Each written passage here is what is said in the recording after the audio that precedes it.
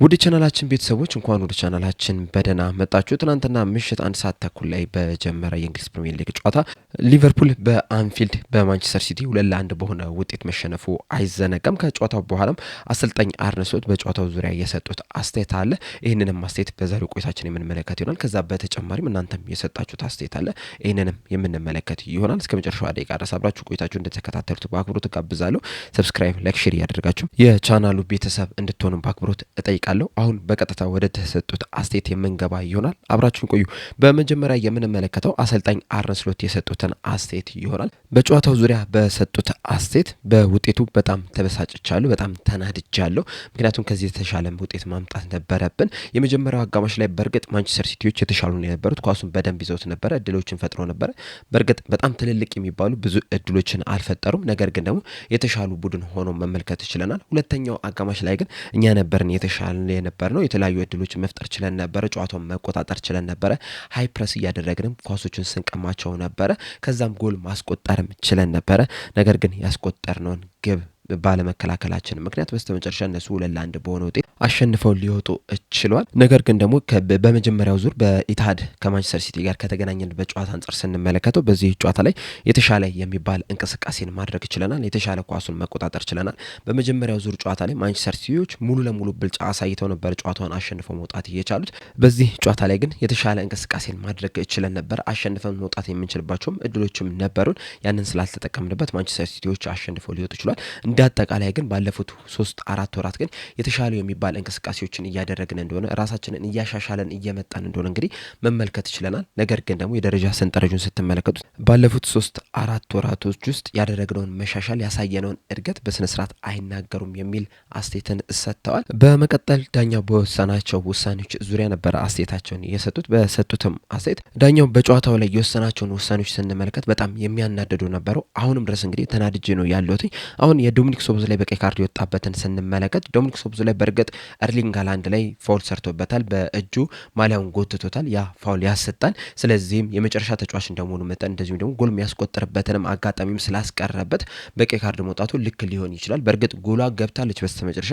ነገር ግን ደግሞ ዳኛው ቀይ ካርድ ያሰጠዋል፣ ጎሏ መሻር አለበት ብሏል። ያንን ልቀበል ይችላሉ፣ አንደርስታንድ ላይ አደርገው ይችላሉ። ምክንያቱም ህጉን እየተከተለ ስለሆነ ማለት ነው። ህጉ ደግሞ ያንን ነው የሚፈቅድለት። ስለዚህ ያንን ነገር አድርጎታል። ነገር ግን ደግሞ በእጅ ማሊያን መጎተት ፋውል ከሆነ እንደዚሁም ደግሞ ጎል ማስቆጠር የሚችልበትን አጋጣሚም ከከለከልክ በቀይ ካርድ የሚያስወጣ ከሆነ ማርክ ጌ ሜዳ ላይ መቆየት አልነበረበትም። ምክንያቱም መሐመድ ሳላ ጎል የሚያስቆጥርበትን አጋጣሚ እንዳይጠቀምበት ነው ያደረገው ፋውል በመስራቱ ምክንያት። ስለዚህ ማርክ ጌ በቀይ ካርድ በቀጥታ መውጣት ነበረበት። ምክንያቱም ያችን ኳስ በእርግጠኝነት መሐመድ ሳላ ወደ ግብነት ይቀይራት ነበረ። ይህንንም ደግሞ ባለፉት 8 ዓመታት በተደጋጋሚ ስንመለከተው የነበረ ነገር ነው። እንደ ትናንትናው አይነት 100 እድሎችን ቢያገኝ በእርግጠኝነት 100 እድሎቹንም ወደ ግብነት መቀየር ይችላል ብዬ መናገር ይችላል። ምናልባት ትንሽ አካብጆ ሊሆን ይችላል።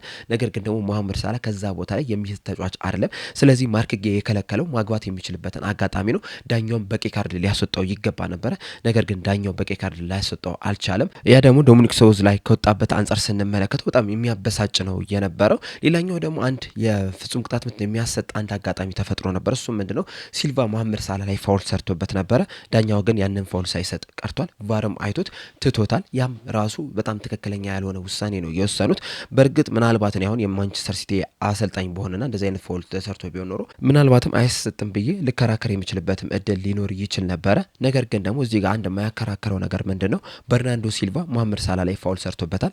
ነገር ግን ደግሞ ዳኛው ፋውል አይደለም ብሎ ያንን ኳስ እንዲቀጥል ነው ያደረገው። ቫርም እንግዲህ የዳኛውን ውሳኔ ነው በድጋሚ መወሰን የቻለው።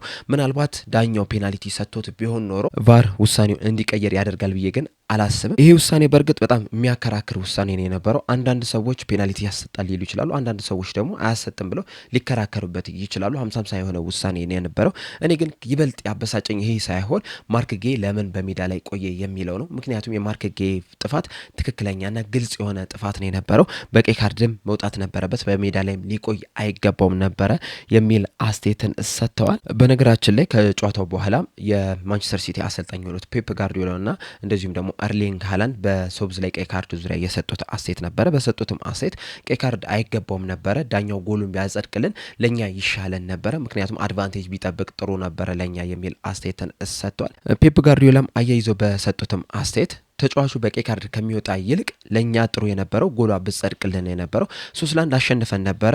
ዶሚኒክ ሶቦስላይ ባይወጣ ራሱ ሊቨርፑሎችም ቀይ ካርድ ባለመሰጠቱ ደስተኛ ነው የሚሆኑት፣ እኛም 3-1 በማሸነፋችን ደስተኛ ነው የምንሆነው የሚል አስተያየትን ሰጥቷል።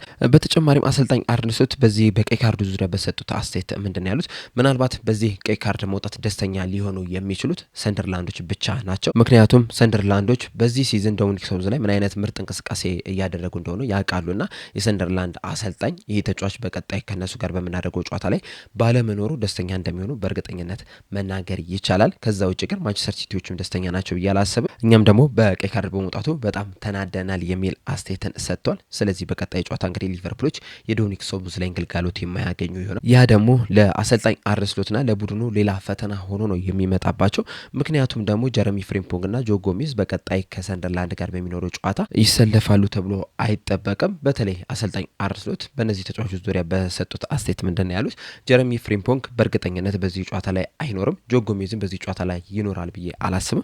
ምክንያቱም ደግሞ ጆ ጎሜዝ እንግዲህ ከተጎዳ 3 ሳምንት አልፎታል። ላለፉት 3 ሳምንታትም እንግዲህ ምንም አይነት ጨዋታ አላደረገም። እንደዚሁም የጆ ጎሜዝን ሂስትሪ ከተመለከትን በተደጋጋሚ ጉዳት የሚያጋጥመው ተጫዋች ነውና እንደዚህ አይነት ተጫዋችን ደግሞ ከጉዳት እንደተመለሰ ቀጥታ ወደ ጨዋታ አታስገባው፣ ትንሽ ጊዜ ሊሰጠው ይገባልና በዛ ምክንያትም በሰንደርላንድ ጨዋታ ላይ ይሰለፋል ብዬ አላስብም።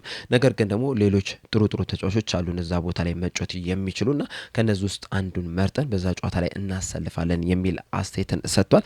እዛ ቦታ ላይ እንግዲህ ማንን ሊያሰልፉ እንደሚችሉ እንግዲህ በጣም ትልቅ ጥያቄ ነው። ምክንያቱም ደግሞ ዋታሮ ኤንዶን እዛ ላይ ማሰለፍ ለሊቨርፑል በጣም ሪስክ ነው። ከርቲስ ጆንስ ነው ሊሰለፍ የሚችለው፣ ከሱ ውጭ ደግሞ ራምሴ ነው። አሰልጣኙ ደግሞ እዚህ ተጫዋች ላይ ምንም አይነት እምነት የላቸው። ምክንያቱም እምነት ቢኖራቸው ኖሮ ባለፉት ጨዋታዎች ላይ ሊቨርፑል በቀኝ ፉልባክ ቦታ ላይ ሲቸገር ቢያንስ ቀይረው እያስገቡ ያጫውቱት ነበረ።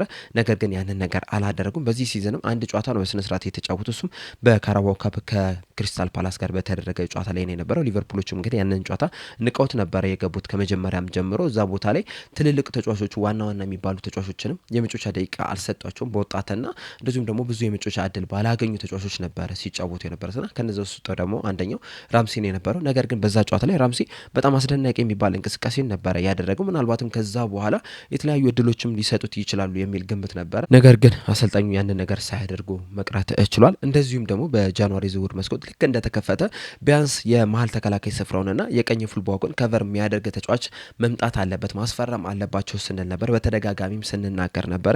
ነገር ግን ደግሞ የሊቨርፑል አመራሮች የሚሆኑ አሰልጣኙ ምንም አይነት ውሳኔ ሳያስተላልፉ ቀርተው ምንም ተጫዋች ሳያስፈርሙ የጃንዋሪ ዝውውር መስኮት ሊዘጋ ችሏል። አሁንም እንግዲህ አጣብቂኝ ውስጥ እንዲገቡ አድርጓቸዋል። ምክንያቱም ጀረሚ ፍሪምፖንግ ጉዳት ላይ ነው የሚገኘው። ጆ ጎሜዝ በየትኛውም ሰዓት የሚጎዳ ተጫዋች ነው፣ አሁንም ጉዳት ላይ ነው የሚገኘው። እንደዚሁም ዶሚኒክ ሶቦስላይም በቅጣት ምክንያት በቀጣይ ጨዋታ ላይ የማይኖር ይሆናል። በትናንትና ጨዋታ ላይም እንደተመለከቱ ነው እንግዲህ ዶሚኒክ ሶቦስላይ ነበር በቀኝ ፉልባክ ላይ የተጫወተው። ማንቸስተር ሲቲዎችም ግን በተለይ የመጀመሪያው አጋማሽ ላይ ሙሉ ለሙሉ ፎከሳቸውን አድርገው የነበሩት በዛ ቦታ ላይ ነው የነበረው። 51% የማጥቃት እንቅስቃሴያቸው በቀኝ ክንፍ በኩል ነበረ ሲያደርጉ የነበሩት። ለነሱ የግራ ክንፍ ለሊቨርፑል ደግሞ የቀኝ የመከላከል ክንፍ ላይ ነበረ ትኩረት ሲያደርጉ የነበሩትና በዛም እንግዲህ የተለያዩ እድሎችን ሲፈጥሩ መመልከት ችለናል። ያም ደግሞ ተጠያቂ የሚያደርገው አንደኛ አሰልጣኙ ነው፣ ሁለተኛ ደግሞ አመራሮቹን ተጠያቂ እንዲሆኑ ያደርጋቸዋል። ምክንያቱም ከቨር መስጠት ነበረባቸው፣ ተጫዋች ማስፈረም ነበረባቸው። ጌትሩድን መጨረሻ ላይ ለማስፈረም ጥረት ከሚያደርጉ ይልቅ ከመጀመሪያው ጀምሮ ይህን ተጫዋች ከወደዱት ጃንዋሪ የዝውውር መስኮት ልክ እንደተከፈተ ሰንደርላንድንና አርቢ ሊፕዚግን አነጋግረው ቢሆን ኖሮ በዚህ ሰዓት የሊቨርፑል ተጫዋች ይሆን ነበረ። እንደዚሁም በዚህ ሰዓት ላይ ዶሚኒክ ሶቦስላይ በቀኝ ፉልባክ ላይ አይጫወትም ነበር፣ ምክንያቱም ጌትሩድ እዛ ቦታ ላይ መጫወት ስለሚችል ማለት ነው። ከሱ በተጨማሪም ደግሞ ማርክ ጌን አስፈርመውት ቢሆን ኖሮ በክረምት ላይ ቢያስፈርሙት ኖሮ አሁን ለገቡበት ችግር አይገቡ ነበረ። የክረምት እንኳን አልፎ በዚህ የጃንዋሪ ዝውውር መስኮት ላይ ቢያስፈርሙት ኖሮ ምናልባትም ጠንካራ የሚባል የተከላካይ መስመር ይኖር ነበረ። ነገር ግን ያንን ሳያደርጉ ቀርተዋል። የዛንም ኢፌክት ደግሞ አሁን ላይ በደንብ እየተመለከት ነው ያለ ይመስለኛል። በዚሁ ግን ማርክ ጌን ካነሳን አይቀር ግን በጨዋታው ላይ እንደተመለከታችሁት ማርክ ጌ ኳስ በያዘ ቁጥር ሲጮህበት መመልከት ችለናል። ያ ደግሞ ትክክል ነው ብዬ አላስብም። ምክንያቱም ደግሞ ሊቨርፑሎች ራሳቸው ናቸው ይህንን ተጫዋች ለማስፈረም እንቅስቃሴ ያላደረጉት። በክረምቱ የዝውውር መስኮት ሊያስፈርሙት ተቃርበው ነበር። ምናልባትም ቀደም ብለው ክሪስታል ፓላሶችን አነጋግረው ቢሆን ኖሮ 5 ሚሊዮን ፓውንድ ወይም ቢበዛ 10 ሚሊዮን ፓውንድ ነበር ሊጨምሩ የሚችሉት። ያንን ነገር አላደረጉም። ጥፋተኛው ሊቨርፑሎች ናቸው። በዚህ የጃንዋሪ ዝውውር መስኮት መስኮትም ተጫዋቹን ለማስፈረም ምንም አይነት እንቅስቃሴ አላደረጉም። ማንቸስተር ሲቲ እንቅስቃሴ ያደረገ፣ ማንቸስተር ሲቲ አስፈረሙ እና ማርክ ጌ ለሊቨርፑል ያልፈረመበት ምክንያት ሊቨርፑሎች ራሳቸው እንቅስቃሴ ስላላደረጉ ብቻ ነው። ስለዚህ መወቀስ ያለባቸው ሊቨርፑሎች ራሳቸው ነው እንጂ ተጫዋቹ መወቀስ የለበትም ብዬ ነው የማስበው።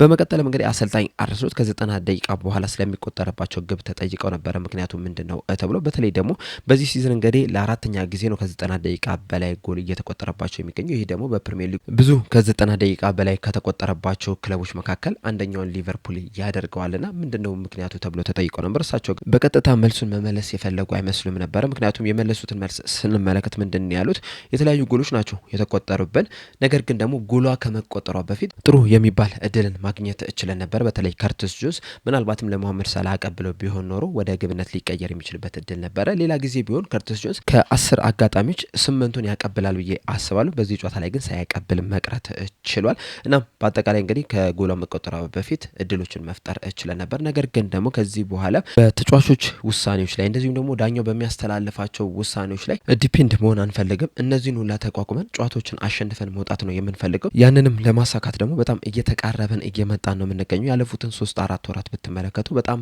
ትልቅ መሻሻል አለ፣ ኢምፕሩቭመንት አለ። ነገር ግን የደረጃ ሰንጠረዡን ስትመለከቱ ያንን ነገር በግልጽ ማየት አይችልም የሚል አስተያየትን ሰጥቷል።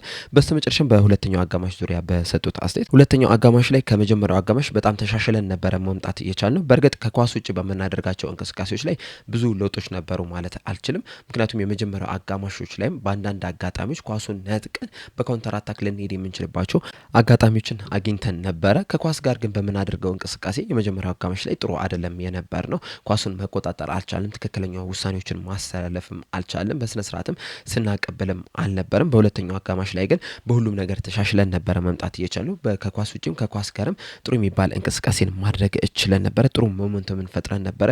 ደጋፊም በጣም በአስደናቂ ድጋፍ ሲያግዘን ነው የነበረው። ያ ደግሞ ለኛ ትልቅ ኢነርጂ ሰጥቶ ነበረና በዛ ምክንያትም ጎል አስቆጥረን 1-0 ልንመራቸው ችለን ነበረ። ነገር ግን ከዛ በኋላ እነሱ 2 ጎሎችን አስቆጥረው አሸንፈው ሊወጡ ችሏል። ነገር ግን ሁለተኛው አጋማሽ ላይ ከመጀመሪያው አጋማሽ በጣም ብዙ ነገሮችን አሻሽለን መምጣት ችለን ነበረ የሚል አስተያየትን ሰጥቷል። በአጠቃላይ አሰልጣኝ አርነ ስሎት በጨዋታው ዙሪያ የሰጡት አስተያየት ይህንን ይመስል ነበረ። ጨዋታውን እንዳጠቃላይ ስንመለከተው ግን ድሬድፉል የሆነ ጨዋታ ነው የነበረው። ሊቨርፑሎች በእርግጥ ሁለተኛው አጋማሽ ላይ ጥሩ የሚባል ጅማሮን መጀመር ችሎ ነበር። በተደጋጋሚ ወደ ማንቸስተር ሲቲ የግብ ክልል ሲደርሱ መመልከት ችለን ነበር። በጣም በጥሩ ሁኔታም ሲያጠቁ ተመልክተን ነበር። በዛ አማካኝነትም ጎል ማስቆጠር ችለዋል። በእርግጥ ጎል ያስቆጠረው አንድ ተጫዋች ነው፣ ዶሚኒክ ሶቦስላይ ነው። የግል ብቃቱን ተጠቅሞ ነው ጎል ማስቆጠር የቻለው።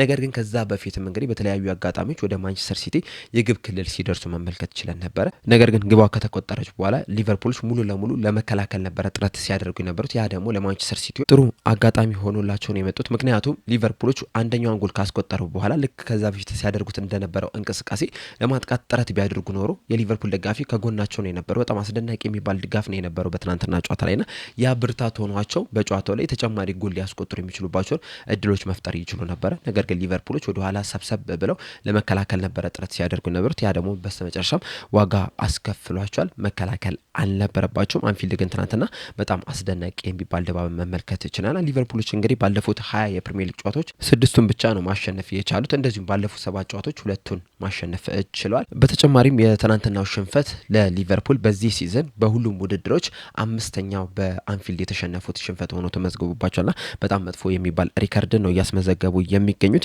በመቀጠል የምንመለከተው እናንተ የሰጣችሁትን አስተያየት ይሆናል። በመጀመሪያም አዚዝ የሰጠውን አስተያየት ስንመለከት ስለ ዳኝነቱ አንድ ነገር እንኳን አታወራም ወይስ ዳኝነቱ ልክ ነው ብለህ የምታስበው? ሁሌ መውቀስ ብቻ ሳይሆን የነበረብንን የዳኝነት ጫናን ያለንን ስኳድ ከግንዛቤ አስገብተህ ነው መዘገብ መስራት ያለብህ የሚል አስተያየትን ሰጥቷል። እዚህ ላይ ያለኝ አስተያየት ምንድነው? ዳኞች ሊቨርፑልን ሲበድሉ ለመጀመሪያ ጊዜ አይደለም። ከዚህ በፊትም በተለያዩ ጨዋታዎች ላይ ሲበድሉ መመልከት ይችላል። ኢቨን ባለፈው አመት ሊቨርፑል የፕሪሚየር ሊጉን ዋንጫ ባነሳበት አመትም ከተመለከተን አንዳንድ ጨዋታዎች ላይ በጣም አስከፊ የሚባል ውሳኔ ሲወስኑ መመልከት ይችላል። ነገር ግን ስታሸነፍ የዳኛ ውሳኔ ብዙ ጊዜም ትኩረት ውስጥ አትከቶም። ስትሸነፍ ግን እንደ ምክንያት ተደርጎ ነው እየተቀመጠ የሚገኘው። በዚህ ጨዋታ ላይ ከተመለከታችሁ የዳኛውን ውሳኔ እንኳን ብትቀይሩት ራሱ ሊቨርፑል ይህንን ጨዋታ አሸንፎ ይወጣል ብዬ አላምንም። እንደዚሁም ደግሞ ሁለቱን ዳኛው የሰራውን ስህተት ከተመለከተን የበርናንዶ ሲልቫ ትንሽ ያከራክላል። ማርክ ጌ በቀይ ካርድ መውጣት ነበረበት። እንደዛም ሆኖ ግን ሊቨርፑሎች 1-0 መምራት ችለው ነበር። ከነዚህ ሁሉ ስህተቶች በኋላ ነው ዶሚኒክ ሶቦዝ ላይ አስደናቂ የምትባለውን ግብ ማስቆጠር የቻሉት። እናም ከዛ በኋላ ለምንድነው ተመሳሳይ አይነት ስታንዳርድ ያላስቀመጡት? በተለይ ሁለተኛው አጋማሽ የጀመሩበትን ጨዋታ ከተመለከተን እና ጎሏ ከተቆጠረች በኋላ ያደረጉትን እንቅስቃሴ ስንመለከት በጣም የተለያየ ነው የነበረውና ልክ እንደ መጀመሪያዎቹ 10 ደቂቃዎች ለምንድነው ጎሏ ከተቆጠረች በኋላ እንቅስቃሴ ያላደረጉት የሚል ጥያቄ ነው ማንሳት ያለብን እንጂ ዳኛው ይህን ሰራ ብለን መከራከር አለብን ብዬ አላስብም። በመቀጠል ግሩም የሰጠውን አስተያየት ስንመለከት ምንም የተለየ ነገር አላዩም። 2-3 ጨዋታ ጥሩ ይንቀሳቀሳሉ፣ ከዛ እንደተለመደው ይመለሳሉ። ይልቁኑ አመራሮቹ እንደ አሎንሶን እንደ ጉሄና ሴሜኖ በሲቲ ሳይነጠቁ ውሳኔ ቢወስኑ ጥሩ ነው ብዬ አስባለሁ የሚል አስተያየትን ሰጥቷል። አዎ አሰልጣኝ አርነ ስሎት ከዚህ በኋላ በቲም ውስጥ መቆየት አለበት ብዬ አላስብም። ነገር ግን ደግሞ አመራሮቹ ስቲል እስካሁን ድረስ ከአሰልጣኙ ጎን ነን የሚል አስተያየትን ነው እየሰጡ የሚገኙት። እስከ መቼ ድረስ ይሄ ነገር እንደሚያዋጣቸው እንግዲህ አብረን የምንመለከተው ይሆናል። ፍቃዱ የሰጠውን አስተያየት ስንመለከት ዳኝነቱ ምንድነው የሚል ጥያቄን ያነሳና ነጥቡ ለሲቲ ተሽጧል፣ በገንዘብ የተገዛ ነጥብ ነው የሚል አስተያየትን ሰጥቷል። እኔ አሁንም የምለው ዳኝነቱን መጀመሪያ ከመውቀሳችን በፊት የራሳችንን እንቅስቃሴ ማሻሻል መቻል አለብን ብዬ ነው የማስበው። በመቀጠል አቦ የሰጠውን አስተያየት ስንመለከት ችግሩ አሁን ላይ ቡድኑ አሰልጣኝ የለውም፣ ቡድኑም እንደ ቡድን አይደለም፣ የራስ መተማመኑን አጥቷል፣ አጨዋወቱ ምንም ፓተርን የለውም፣ ሁሉም በሚባል ደረጃ ተጫዋቾቹ ኳስ በአግባቡ ማቀበል አይችሉም፣ ኳስ በቀላሉ ይነጠቃሉ፣ ለመሆኑ ልምምድ ይሰራሉ፣ ጎሎች በቀላሉ ይገቡናል፣ በተለይ ደግሞ ሲያፈገፉና ለመከላከል ሲሞክሩ የኛ ግቦች በአንጻሩ በብዙ ምጥና ጣር ነው የሚገቡት፣ አጥቂዎች የውሳኔ ችግር አለባቸው፣ መቱ አገቡ ስንል ሲያንገራገሩ ኳስ ይነጠቃሉ። አሁን ተጫዋቾቹ በግል እያነሳን ማጀገን ወይም መርገም ብዙም አይጠቅምም። ቡድኑ ሰውዝ ላይ አያድነውም፣ ቪርስ አያድነውም፣ አሊሰን አያድነውም፣ ሳላ አያድነውም። እግር ኳስ የቡድን ስራ እንደሆነ የታወቀ ነው።